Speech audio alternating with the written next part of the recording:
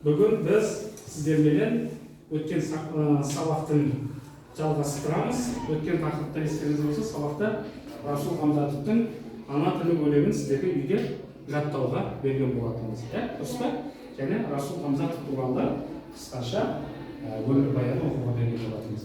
Қазір бір-екі шолу жасап жіберейік. Расул Хамзатов туралы біз не білеміз? Кім не айтылады Расул Хамзатов туралы? Өмірбаянында. Айтшы кызым. Расул Хамзатов Дағыстанның халық ақыны. Расул Хамзатов 1923 жылы 8 қыркүйекте туылған және 2003 жылы қайтыс болған. Болды, рахмет. Яғни Дағыстанның халық ақыны екені. Дағыстан деген қай ел, қай жерде орналасқан? Географиялық жағынан, география жағынан білесіздер ғой? Қай мемлекеттің құрамына кіреді ол ел? Ресей Федерациясының құрамына кіреді. Оны Кавказ тауларының баурайында. Ол Дағыстан деген елдің аты таулық мекенді, таулықтардың мекені дегенді білдіреді. Дақ деген бұл түркі тіліне алғанда өзбекше тақ деп жатамыз ғой, дақ. Оларды дақ дейміз, бізде тау дейміз. Этимологиялық жағынан ол осындай түркі тілдес халықтардың бірі болып табылады. Енді құрметті оқушылар, өте жақсы. Біз енді қысқаша мағлұматты білдік. Енді біз енді сабаққа тікелей кірсек, өлеңді біз ана тілі өлеңін жаттай берген едік. Кәні кім айтады өлеңді? Жоқ, сіз айттыңыз. Бастаңызшы сіз. Адам деген не көрмейді түсінде, жатыр екен бүгін қабір ішінде.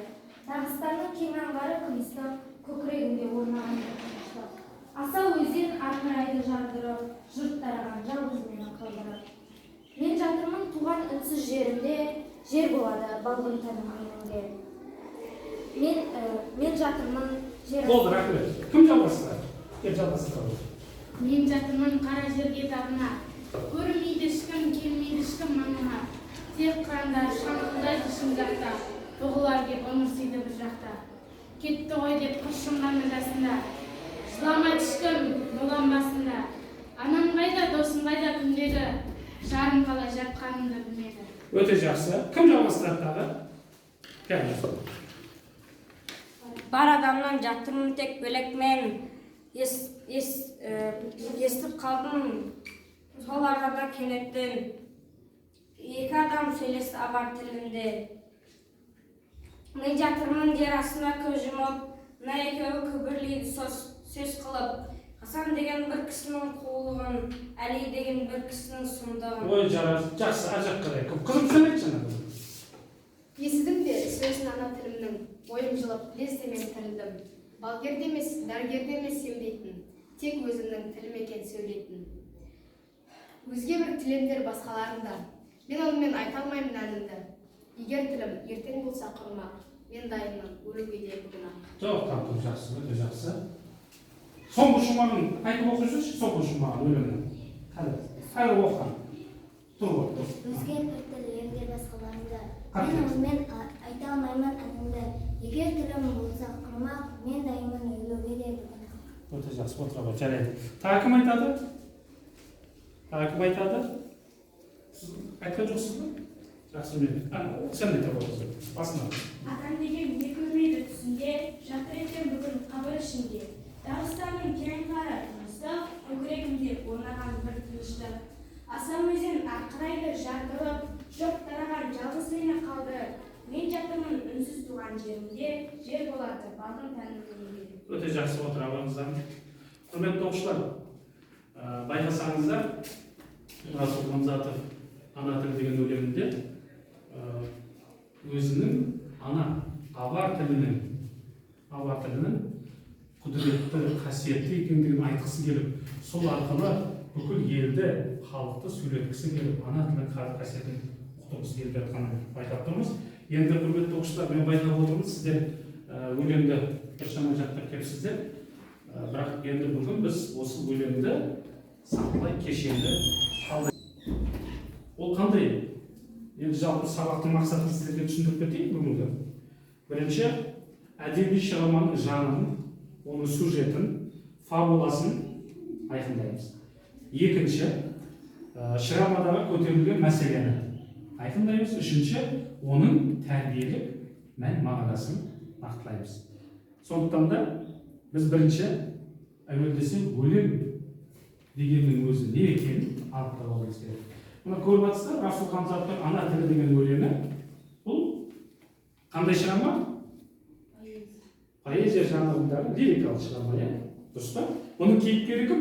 Автор. Оны қандай кейіпкер дейміз оны? Лирикалық кейіпкер дейміз, өте жақсы. Екінші, бұның тақырыбы не туралы?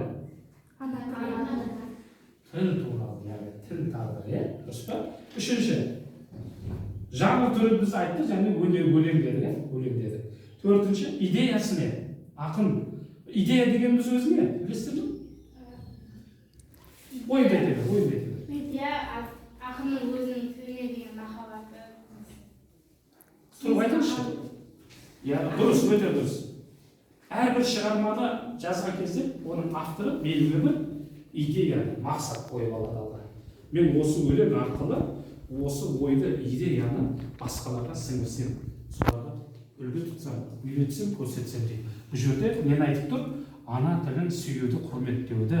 Ол халықтың, қандай да бір халықтың болса, ол кішкене халық па, ол үлкен бір көп халық па, оған қарамайды.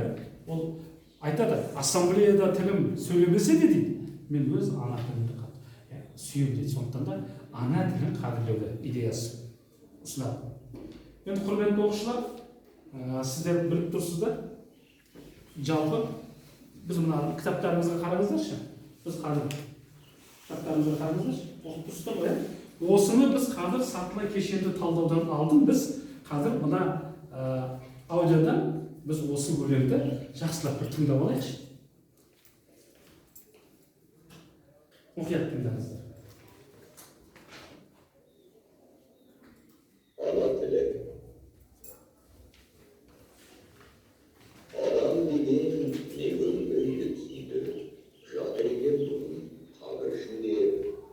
Дағыстанның кең аңғара тынысты көкірегінде орнаған тынышты. Аса өзінің арқылайды жарқырып, жұрт қараған жалты мені қалтырып, мен жатырмын үнсіз туған жерімде, жер болады балғын тәнім менің де. Мен жатырмын қара жерге табына, өрмейді ешкім, келмейді ешкім маңыма. Тек қырандар шаңқылдайды шын жақта, ұлар деп тыңырсыз бір жақта. Кетті ғой деп қыршынғана жасында, жыламайды ешкім молам басында. Анам қайда, досым қайда күндегі жарым қалай жатқан жерге. Бар адамнан жатырдың тек бөлегімен, бір дауысты естіп қалдым кенеттен. Естілінен осы арадан тілінді, екі кісі сөйлес табар тілінде. Мен жатырмын, жер астында көз жұмып, мынекем күрілгелді сөз қылып. Ғасар деген бір кісінің қулығын, әл деген бір кісінің сұлдығын. Естідім де сөзін ана тілінің, ойым жылып лездемен тірілдім, бал берді емес, дәрігер демесең дейтін, ең өзімнің тілін екен сөйлейтін. Өзге бір тіл емде басқаларың да, мен онымен айта алмайтын әнімді. Егер тілім ертең болса құрға, мен дайынмын өлі. Бүгін аттық дейді. Болды, рахмет. Көрдіңіздер ме? Қалай керемет оқып кетті. Сіздерді келешекте өлеңді осылай мәнерлеп оқуға машықтануыңыз керек. Мәнерлеп оқи аламыз ба? Қайбір оқушымыз оқып береді бізге. Бізге кіші маған мәнерлеп. Оқып берші баламыз екен. Көрдіңіз ғой қалай мәнерлеп оқыды? Сіздер солай. Адам деген не көрмейді түсінде, жатыр екен бүгін қабір ішінде. Дағыстанның кең аңғары күністі, көкірегімде орнаған бір тынышты. Асау өзен арқырайды жарды ұрып, жұрт тараған жалғыз мені қалдырып. Мен жатырмын үнсіз түнде, үнсіз туған жерімде, жер болады балғын тәнім менің де. Мен жатырмын қара жерге табына, көрмейді ешкім, келмейді ешкім маңыма. Тек қырандар шаңқылдайды шын жаққа, бұғылар кеп үңілсейді бір жаққа. Жақсы, айналайын, жақсы. Сәл көбірек кітапты оқып, машықтаныңдар барлықтарында, жарай ма? Мәнерлеп оқу дегенде ол өнер үлкен. Енді құрметті оқушылар, сабағымыз оралайық. Бұны тыңдадыңыздар. Жалпы Расул Хамзаттың осы мынау ана тілі деген өлеңі Сіздерге айта кететін жай, бұл жер шумақ саны бізде 13 негізінен сіздерде кітапта 8 берілген, негізінен 13 болып келеді. Енді оқушылар, өлең деген бұл неден тұрады? Тармақтардан тұрады, дұрыс айтасыз. Тармақтардан тұрады, ол шумақтардан тұрады, кейін буынақтардан тұрады. Солай ма? Сатылай біз қазір осы талдап көреміз. Мен сіздерге қазір жалпы өлеңді жаман жаттамағасыздар, жақсы жаттағасыздар. Енді мән мағынасын ашуға тырысамыз. Біз бұны ашып та көрдік. Және өздеріңіз айттық, ана тілі туралы. Бұл авар тілі, бұл таулықтардың, дағыстандықтардың ана тілі авар тілі. Ол тілде қазір азғантай халық сөйлейді. Егер біз де ана тілімізді қадір тұтпай, оны сөйлемей, оны құрметтемесек, ол тілде бір күні осында кейіпке еніп қалуы мүмкін. Одан құдай сақтасын. Міне мен қазір сіздерге бір-бір нені таратамын. Қызым сен.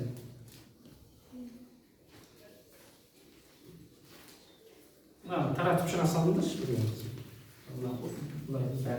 Оны не істейміз біз? Біз сатылай комплексті талдау деген кезде, сатылай кешенді талдау деген кезде, сіздер айттыңыздар, өлең буыннан тұрады, буынақтан тұрады дедік. Қазір мен беріп жатырмыз сіздерге. Сіздер бұл тапсырманы буынға және буынаққа бөлесіздер. Буынға және буынаққа бөлесіздер. Жарай ма? Құрметті оқушылар, мен сіздерді әдеттегі топқа бөлмедім. Өйткені бұл жерде топпен істейтін жұмыс сіздердің кітаптарыңызда ондай топпен істейтін жұмыс емес. Сондықтан мен барлық оқушыны осы сабаққа тартқым келіп отыр. Өйткені әрбір оқушының өзінің айтатыны бар, өзінің ой пікірі бар.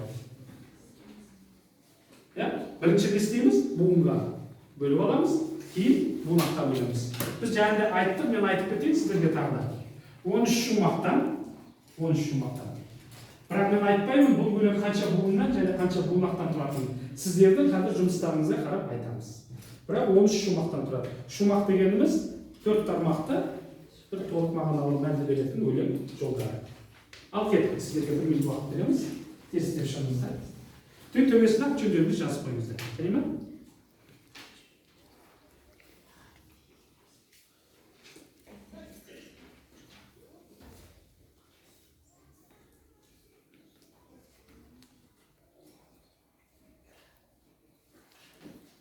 Болғандар болса, ат жөнін жазыңыздар да бере беріңіздер маған. Мен өзім аралап жүріп ала беремін.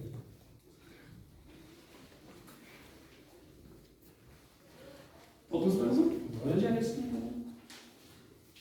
Отырыңыз.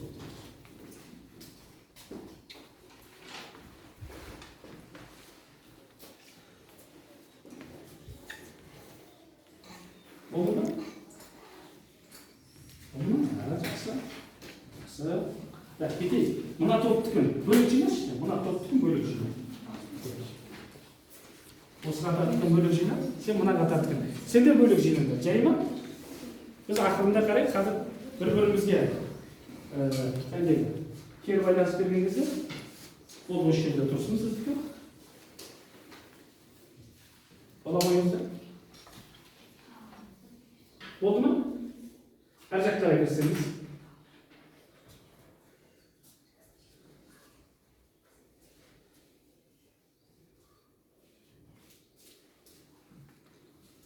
Кел қызым сен. Сен келші. Бұнан кел. Оқы мұнаны. И маған түсіндіріңдерші бек қарап. Өзге бір тіл, ендер басқаларының. Қанша буынды? 11 буынды. Бөлтпеш буынға. Өзге дегеніміз Өзге деп оқимыз. Бір тіл, ендер басқаларымды. 11 буынды. Неше буынақ? 3 буынаққа бөлінген. Оқшы. Өзге бір тіл, ендер басқаларымды. Болыңыздар ма? Тапсырыңыздар зарыңыз. Болды, рахмет.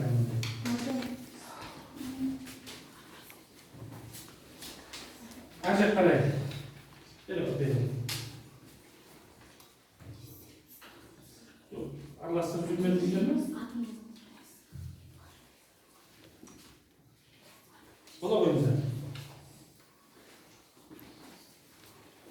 Ақыл. Болды. Болды. Келе қойды. Ұста отыра бергенде ешқайсысы көрмейді. Oldu mu? Aktif oldu. Bol. Üç kadınlar, üç top tüm adresini avustırıp verelim. Kim adamını özelini tekstil veresin. Енді құрметті оқушылар, әрмен қарай жалғастырамыз. Жалпы бұл ана тілі өлеңінде 52 тармақ бар. 13 яғни шумақ деді. Одан кейін енді буын саны 11 буынды деді. Ұйқас түріне тоқталсақ қазір. Ұйқас түріне. Ұйқас дегеніміз не? Бұл ұйқастар қара сөзбен жазылған шығармаларда келе ме, келмей ме? Қай кезде келеді ол? Тек қана өлең жолдарымен жазылған шығармаларда келеді ұйқастар. Ұйқас дегеніміз не? Өлеңдердің соңғы буындарының сөздерінің мағыналас және дыбыстас болып келуі, бір мағынаны беру сюжет. Бұл ұйқас болып табылады. Қараңыздар, шығарма оқимыз, мына қараңыздар. Өзге бір тіл емдер басқаларында мен онымен айта алмаймын әнімді. Егер тілім ертең болса құрмақ, мен дайынмын өлуге де бұнда. Бұл осы бүгінгі өтіп айтқанда Расул Рамзатовтың ана тілі өлеңінен алынған. Енді қараңыздар, қайсы қатарлары ұйқас болып келіп жатыр? Өзге бір тіл емдер басқаларында деп амен бермесек. Дұрыс па? Мен онымен айта алмаймын әнімді. Ұйқасып тұр ма? Ұйқасып тұр. Егер тілім ертең болса құрмақ, ұйқасып тұр ма жоқ па? Оны бұмен белгілей салайық. Мен дайынмын өлуге де бүгін ақ. Мына мен мынау ұйқасып тұр, қыздар, бұны да белгілейміз. Сонда ұйқастың түрі қандай болады екен? Мына екеуі ұйқасты, мына екеуі бір ұйқасы. Бұны біз не деп атаймыз? Егіз ұйқас екенбіз. Енді сіздер енді егіз ұйқасты біліп тұр екенсіздер, екінші өлеңді оқи салайыншы мен. Туған тілім тірлігімнің айлағы, тілім барда айтыласы ойдағы. Ұйқасып тұр ма екеуі? Ал, өссе тілім мен де бірге өсемін, өссе тілім мен де бірге өшемін. Ұйқасып тұр ма? Бұл да ұйқасып тұр екен. Бұл енді қандай болады бұл? Екеуі де бұлда егіз ұйқас болады еді ме? Егіз ұйқас болады еді. Енді мынаны кезекші. Тез өшіріп тастай салыңыз ананы. Мына бормен жазылған жақты өшіріп тастай салыңыз. Яғни ұйқас түрінде қарағанда бұл егіз ұйқастан құралған өлең екен. Ана тілінде. Енді ұйқастың тағы қандай түрлері бар білесіздер сіздер? Қара өлең ұйқасы. Қандай болады ол? Bir şuma kara өлеңін оқи алатын оқушы бар ма? Bir şuma.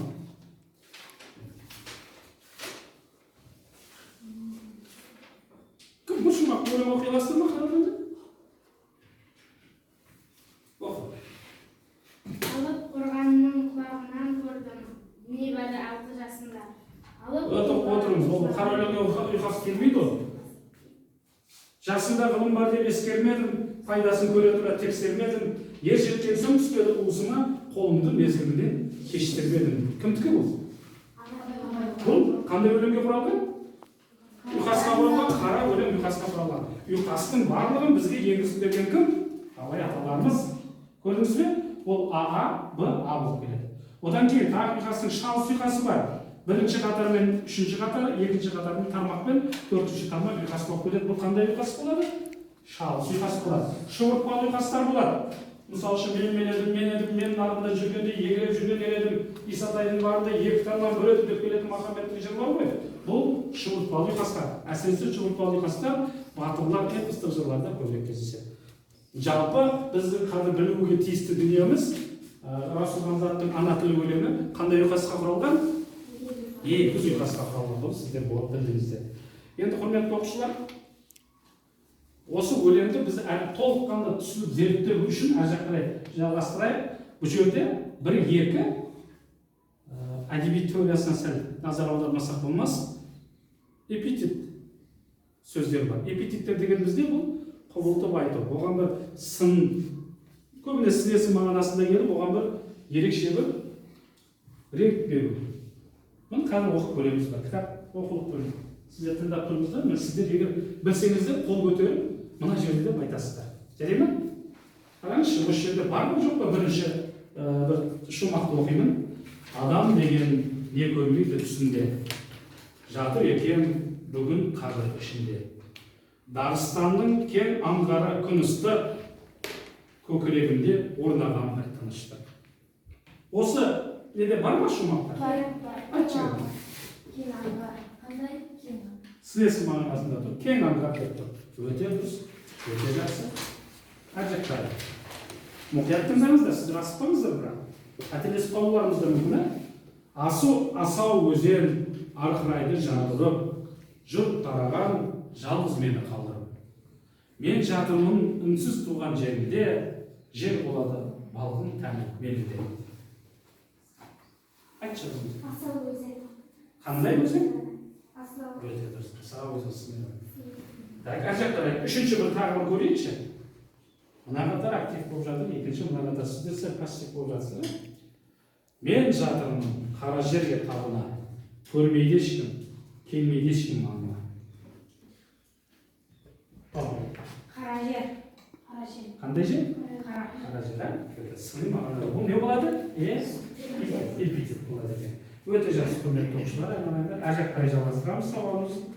Енді мына өлеңнің жалпы сюжетіне мән берейікші. Фабуласы дейді, құрылымы дейді. Өлең қалай басталады? Өлең қалай басталады? Кейіпкер түс көріп, түсінде қабірдің ішінде жатыр екен.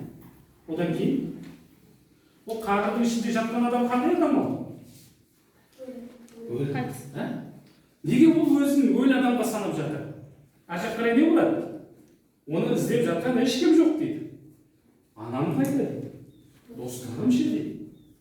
Жарым қайда дейді. Ешкім жұмысы жоқ дейді. Тек тыныштық, бұғыларға қонған, қырандар шаңқылдап жатқан басқа еш нәрсе жоқ дейді. Бірақ бір кезде не болады? Одан кейін не болады? Қараңызшы, бұл шығарманың басталуы болып табылады. Қабірде жатып, екі адамның сөйлескенін естіп. Қай тілде сөйлескенін? Абай тілінде сөйлескенін естіп, олар не жайын сөйлесіп жатыр? Қараңызшы. Олар біреудің Ғасан деген біреудің қулығын, біреудің сұмдығын айтып, абай тілінде талқылап жатыр. Бір кезде біздің кейіпкеріміз не болады одан кейін? Өте дұрыс. Ана тілін естіп, өзінің денесі жылып, қайтадан тіріледі. Көрдіңіз бе? Ана тілі денеге жан бітіреді. Сөйтіп оны қайтадан елдің арасына қайтарады. Ана тілі болмаса ол сол күйінше, өлі күйінше. Ол енді бұл жерде лирикалық кейіпкердің айтып жатқаны әрбір адам өзінің ана тілімен тіреледі деп айтпақшы. Тілін ұмытуға болмайды деп. Енді осы жалпы ана сүті ой өсіреді, ана тілі ой өсіреді дейді. Оймен бірге ергізуді анықтайтын біліп отыруымыз керек. Ар жақ қарай. Құрметті оқушылар, енді біз біраз талдау жасадық. Енді бір нәрсеге тоқтауымыз керек. Өлеңнің тәрбиелік мәніне. Осы ана тілі өлеңі бізге нені үйретіп жатыр? Нені ұсынып алдымызға, нені алып келіп жатыр? Тілді сүюді үйретеді. Тұрып айтыңыз. Тілді сүйіп, Өз ана тіліңді құрметтеуді, сүюді, сол арқылы өсіп өнуді, елді өркендетуді ұсынып жатыр. Одан кейін тағы нені айтып жатыр? Егер ана тілі болмаса қандай күйде кешеді адамдар? өлі күйде. Білесіздер ме балалар? Осы бір жалпы мына осы зерттеулер бойынша 2000-нан астам тіл бар да, 2000-нан астам. Бірақ соның әр күні бір тіл жоғалып кетіп жатады екен. кейіннен бір тіл қосылып жатады екен. Бірақ енді бұл бізде дүние жүзі бойынша 160-тан астам мемлекет бар. Өз тілі, жері, мемлекеттік нышандары бар. Одан басқа қанша халықтар бар екен, этностар. Өз тілінде сөйлегенмен, бірақ оның аясы тар екен. Сондықтан да біз ана тілімізді әрқашанда қадір тұтуымыз керек, құрметтеуіміз керек. Басқа тілдермен араластырмауымыз керек. Бұл жайлы Қадыр Мырза не дейді? Аталарым, ана тілің арың бұл, ұятың бұл түрбетте. Өзге тілдің бәрін біл, өз тіліңді құрметте дейді. Міне көрдіңіздер ме, құрметті оқушылар? Соңғы сабақтың соңына қарай біз мына тағы бір жұмысты істеп жіберейікші. Мына бір екі өлеңді және сіздерге оқып берді. Мынаны іліп қойдық, көрдіңіздер ме? Жалпы Расул Хамзатовтың бейнесін көрдіңіздер ме? Кітаптарда көрдіңіздер. Мынанша оның шығармасы бар. Менің Дағыстаным деген өлеңдер жинағы үшін ол кісі әжептәуір атақ дәрежеге ие болған азамат. Оны бүкіл Кавказ халқы сүйіп тыңдаған, оқыған, жаттайтқан. Расул Хамзатовтың Журавли деген, Тырналар деген соғыста майданда қайтыс болып кеткен солдаттарға арналған өлеңіне ән шығарылып, бүкіл сол кезде КСРО мемлекеті сол әнді сүйіп тыңдаған. Енді қараңыздаршы, біз бұны талдадық. Өзге бір тіл елдер басқаларында мен онымен айта алмаймын әнімді. Егер тілім ертең болса құрмақ, мен дайынмын өлуге деп бүгін әкелген бұл Расул Хамзатовқа. Туған тілім, тірлігімнің айлағы, тілім барда айтыласы бойдағы, өссе тілім, мен де бірге өсемін, өссе тілім, мен де бүгін өшемін дейді. Бұл Әбілді Тәжібаев деген аталарымыз, ақын аталарымыз. Осы жердегі енді құрметті оқушылар, ұйқастық, өзара сәйкестік туралы кім не айталады? Білген ол жерге барып жазып кетсін. Қандай ұйқастық бар?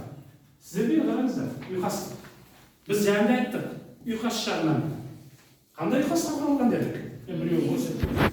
Біріншісі, егіз ұйқасқа құралған. Дұрыс па? Екеуінде де бірінші, екінші, және үшінші, төртінші. Бірінші, екінші, үшінші, төртінші. АА, екінші ұйқас. Екінші.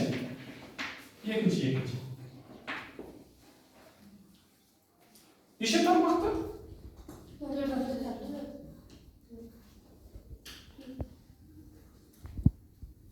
4 тармақты, бір шумаға, 4 тармақты, бір шумақ. Үшінші.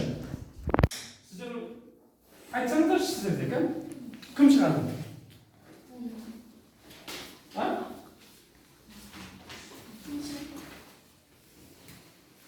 Ой ұйқастығы бар ма? Ой ұйқастығы.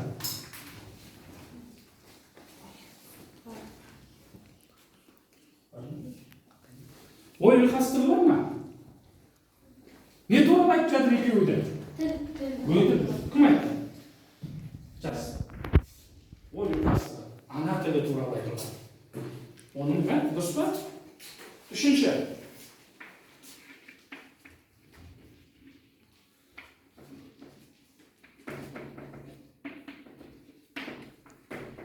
Ана тілі туралы жақсы. Одан кейін?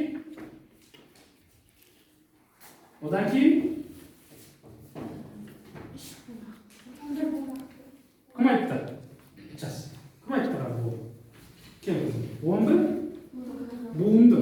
11 буынды өлеңдер, 11 буынды ма? Біліп алайықшы кәне. Туған тілім, 4 буын, тірлігімнің 4-8 айға 11 буынды екені өте дұрыс. 11 буынды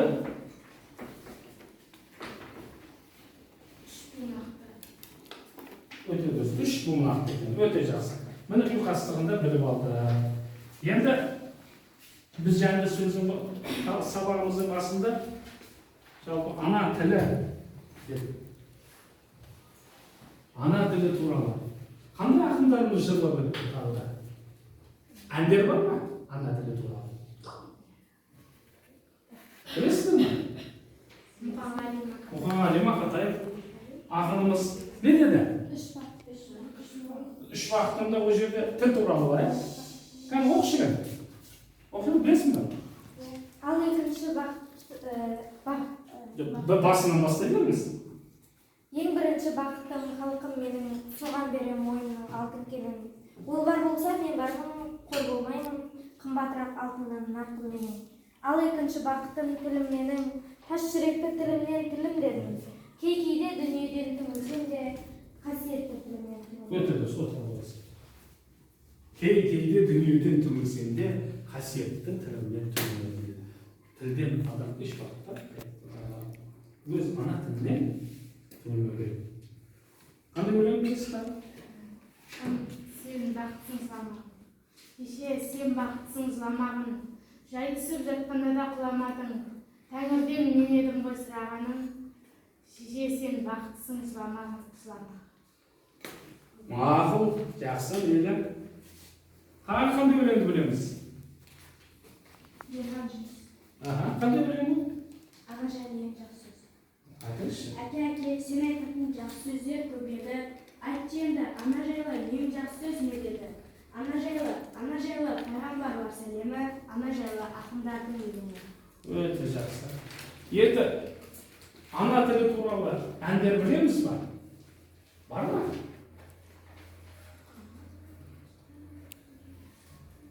Ананың тілі қуатым менің, ананың тілі қуатым менің деп басталатын әнді білмейсіздер ме? Ән айта аласыздар ма? Айта алмайсыз ба? Келесі сабақта айтамыз, әнді келесі сабақта міндетті түрде ана тілі туралы ән үйреніп келіңіздер. Оны бірге айтамыз. Енді құрметті оқушылар, дәптерлеріңізде жазып алыңыздар. Бір-екі жазып алуды бастайық. Бірінші.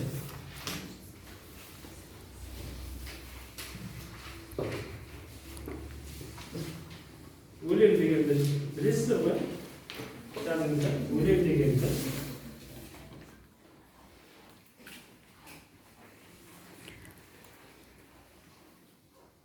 Өлең дегенді белгілі бір өлшеммен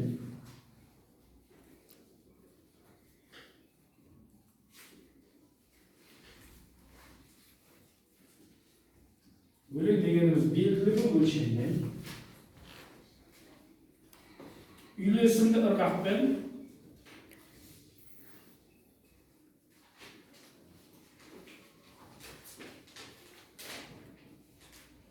ұйқасып келетін үйлесімді ырғақпен ұйқасып келетін поэзиялық жанр түрі.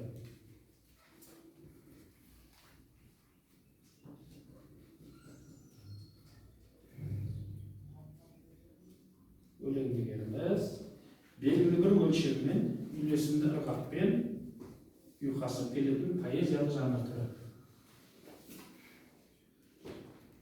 Ұйқас түрлері деп қойыңызда, екінші. Керекті дүниелерді айтайын, ұйқас түрлері.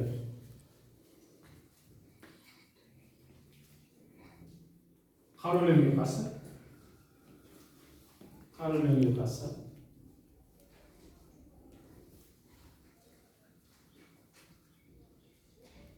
Үлгеріп жатсыздар ма?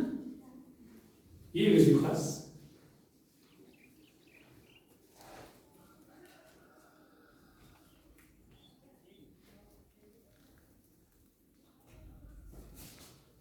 Шалыс ұйқас.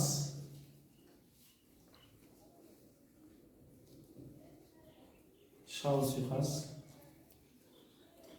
Аралас ұйқас.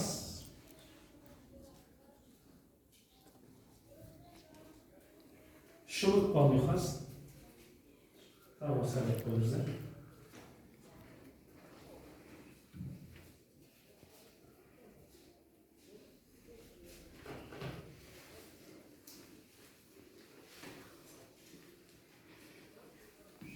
Нарзу Нарқұлова Жанира қай класста? Қай қатарда? Мына қатар ма? Сенде мына тарқатып бер, тексеріп шығыңдар. Сендер мынаны тексеріп көріңіздер. Сендер мынаны тексеріп көріңіздер. Кейін маған жинап бересіңдер, дұрыс емес. Өздерінше пікір жазып, артына пікір жазасыңыздар. Мына жері дұрыс, мына жері дұрыс емес дейді. Жарай ма? Жаза беріңіз. Аты болу шарт емес. Сен аласың, сен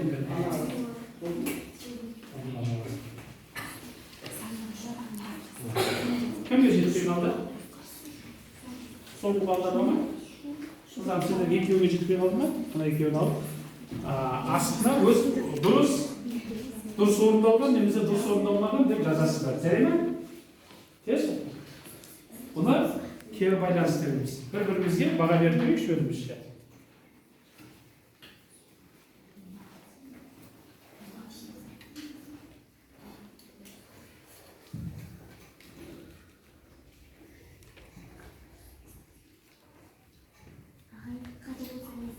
Қате болса, мына жерде қате деп астына жазып қоя салыңыз.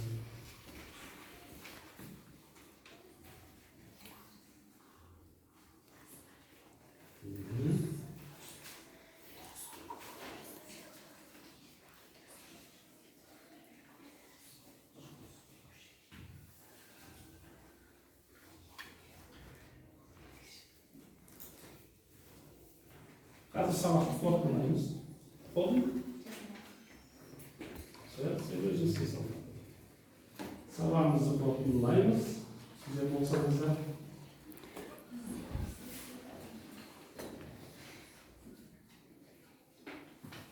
Дұрыс па? Дұрыс емес деп қойыңыз. 12 болып жетті. 12 болмайды, не болады? 11 болады.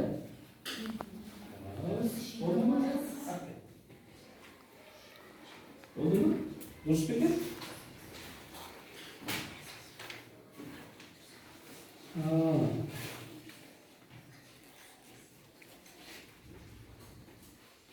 Егер тілім ертең болса қойма, 11 буындақ деп қойып та, буындар емес, 11 буынды болу керек. Сіздер болдыңыздар ма? Жақсы.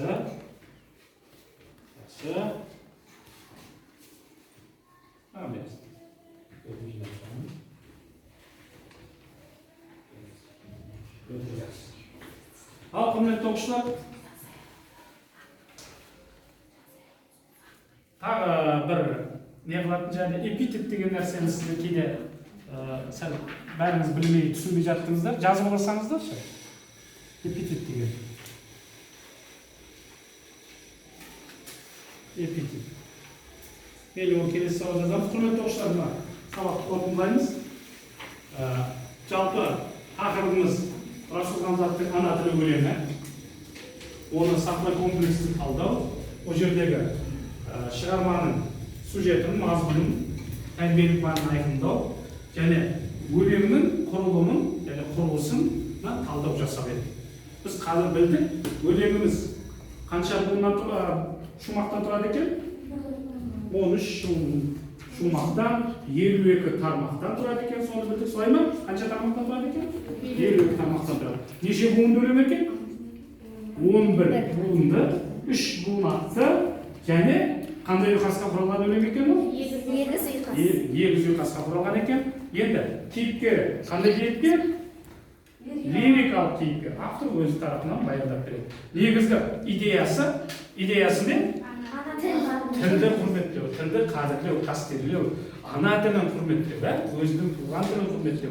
Мейлі ол ұлы державалық мемлекет болсын, мысалы үшін Ресей сияқты немесе Қытай сияқты. Мейлі ол шағын ғана кішкене ғана осы авар тілі сияқты, дағыстандықтар сияқты, аварлықтар сияқты кішкентай шағын мемлекетте тұрсын. Ол кім болса болсын ана тілін құрметтеуге тиіс деп жатыр. Сол арқылы біз өзіміздің болашағымызды, жастар болашағын құрайды деп жатыр. Солай ма? Мен де сіздерге де осыны айтамын. Енді үйге тапсырма менің Дағыстаным деген Расул Хамзатовтың шығармасын. Ол қандай шығарма? Прозалық шығарма, соны оқып білесіздер. Оны да келесі сабақ дәл осылай тиісті тапсырмаға сай талдап үйренеміз. Бүгінгі мынау нелеріңіз, жұмыстарыңызға мен өте қанағаттандым.